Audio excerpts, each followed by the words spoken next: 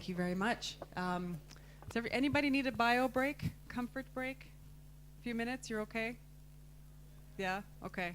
That's gonna be a really hard act to follow, what just happened, because I'm not gonna sing, I'm not, but what I am gonna start with, I have a friend who's a professor of film studies and television at Arizona State University. So in his classes, people get to watch movies and TV shows and talk about them, which is really cool and fun. But he started a tradition of taking a selfie with every class when the classes start. So I've started doing that, and it's a really fun way for me to keep track of all the wonderful people I've met and the places I've been and the sessions I've taught. So if it's okay with you, I'm gonna do that from up here. Yeah? Okay.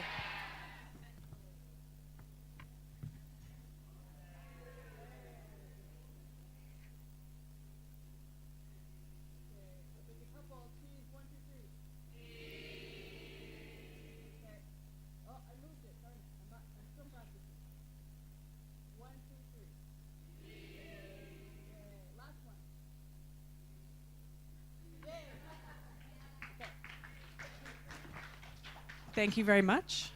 That may be used by Indahoon or appear on Facebook somewhere. So I'm really impressed by how confident and brave you all are and eager to get up here and sing in front of a room full of people you've just met a few days ago.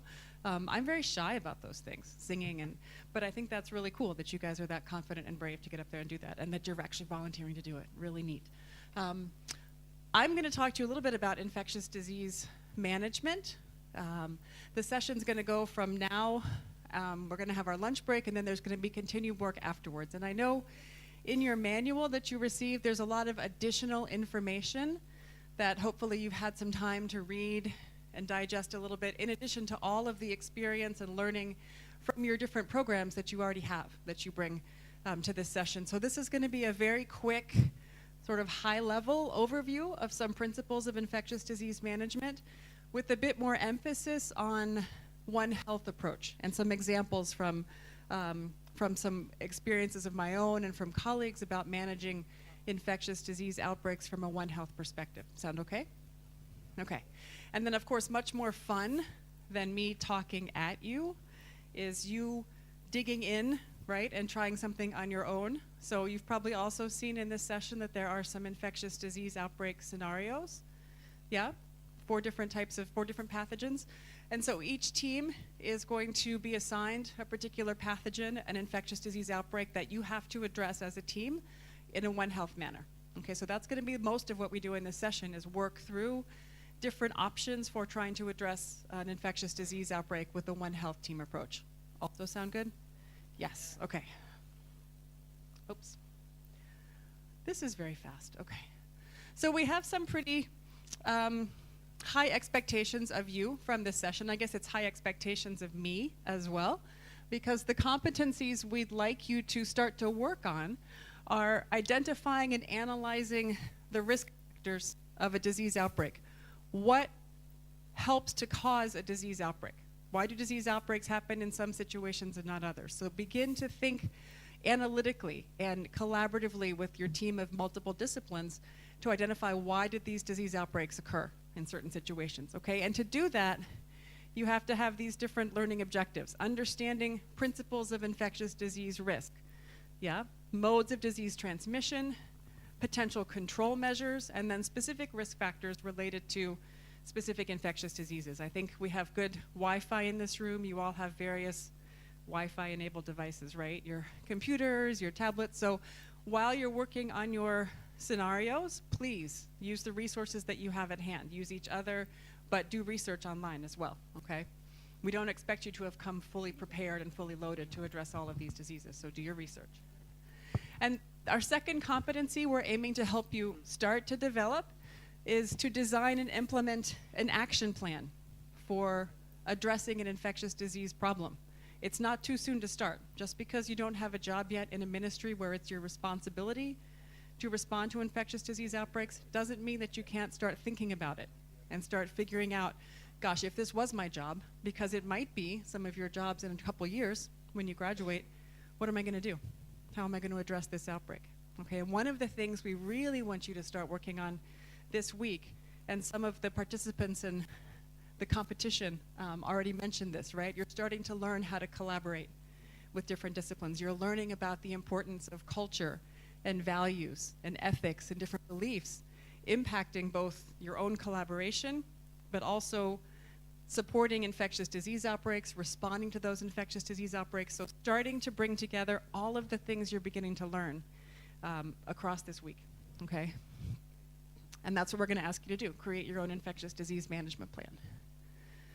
So I'll talk a little bit about factors influencing infectious disease strategy, and then kind of some fundamentals, very basic fundamentals about managing infectious diseases.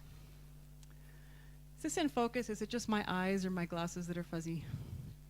Okay, so how many of you are already familiar with this epidemiologic triad? Okay, some of you, not all of you. Partly that probably depends upon what year you are in school, right?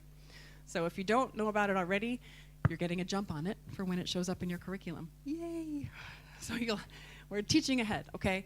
So this is sort of a pretty fundamental concept in epidemiology, that there are these components that go into determining when there is an infectious disease in a particular individual, in a population, okay? And you have to always take into consideration the agent, okay? Biological, chemical, nutritional, physical factors influencing that. Okay, the host, which is the human or the animal. Remember wild, when you think of animal, a lot of us tend to default to just thinking about domestic animals. We think about livestock. We think about chickens or cows or cats or dogs. As a wildlife veterinarian, my job and my bias is always to remind people that there are also wild animals that play a part in infectious disease outbreaks, and some of them, okay? So hosts, and then different determinants, different qualities of hosts, okay? Their species, we're not just talking about humans, their age, their race or breed, okay? Their community, how they live, their nutrition, their background, their genetics, other coexisting diseases that they've experienced or been exposed to. All of these things are qualities of the host that influence whether or not they are going to become sick when exposed to a pathogen, pass that pathogen on and lead to a larger outbreak, et cetera. And then the third is environment, okay? And this encompasses everything in the environment, everything. That's kind of, I mean, think about that. Temperature, humidity, altitude, housing, neighborhood, crowding, all of these things. Has there been a drought? Has it been excessively rainy? What are you eating? So all of these things have to be taken into account. They do contribute to either an infectious disease outbreak happening or not.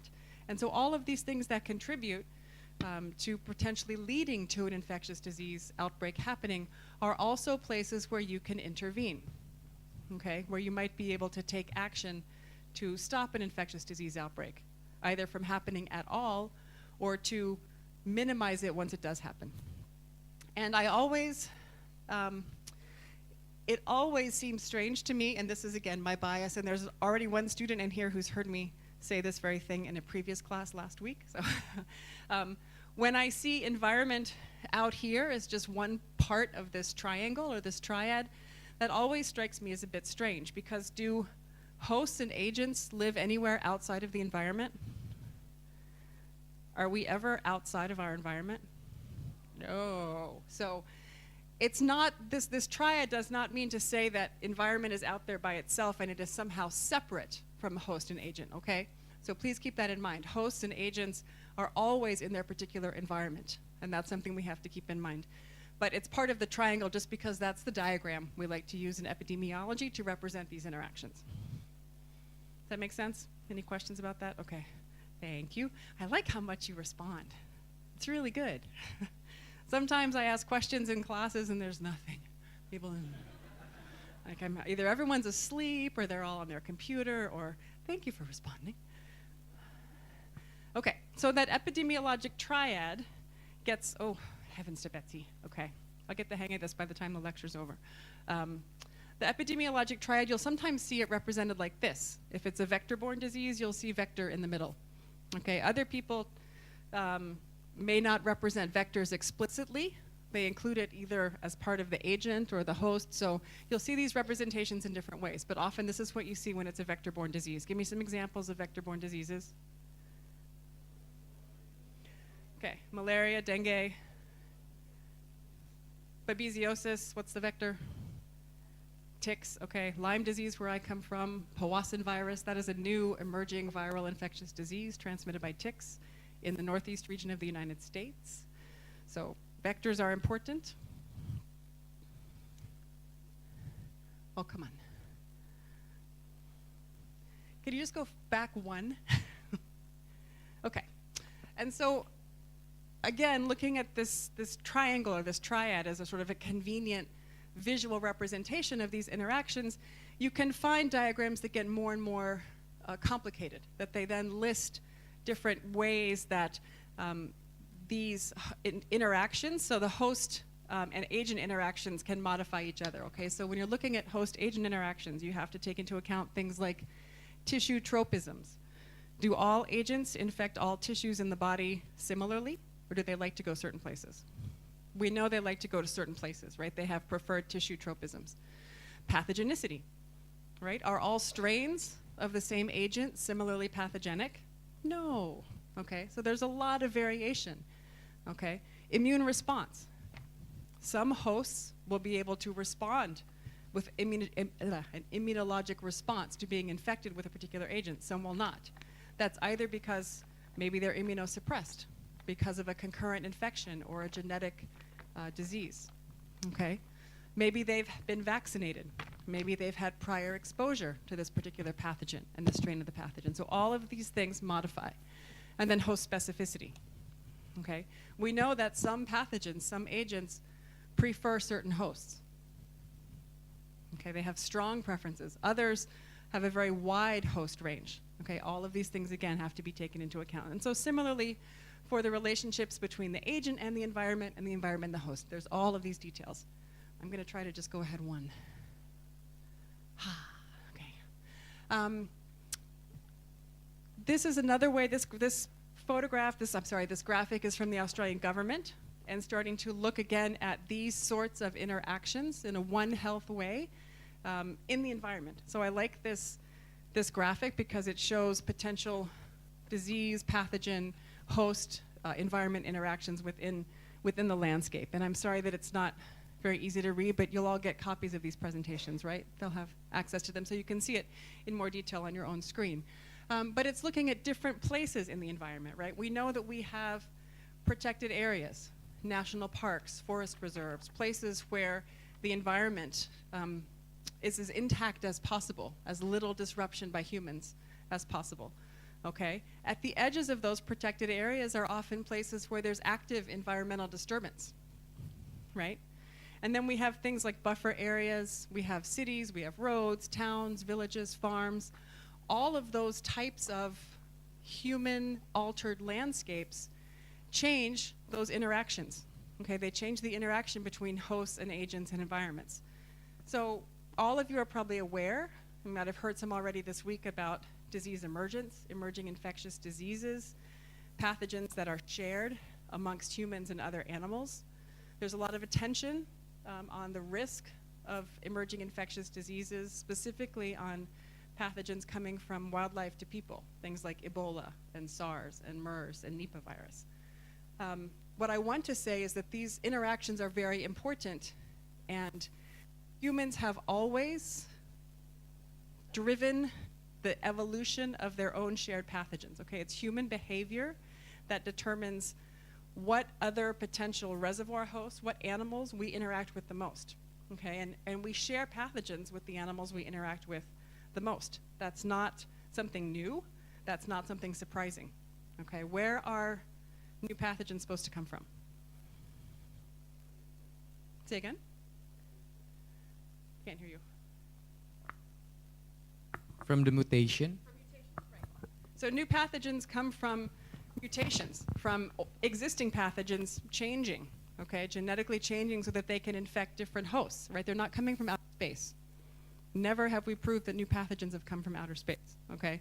And recent history has shown a lot of emergence of infectious diseases driven by human behavior, okay? Anytime we do something like enter a previously intact ecosystem where there has not been a long history of human activity or human habitation, we create new opportunities. We come in contact with new animals. And every time we come in contact with a new animal, whether we're sharing the same habitat, we're eating them, right? Lots of different ways we come in contact with animals. But every time we do that, we provide an opportunity for pathogens to sort of try out a new host and see if, gee, maybe I could adapt to this human. Okay, and that is happening all the time. So just keep that in mind.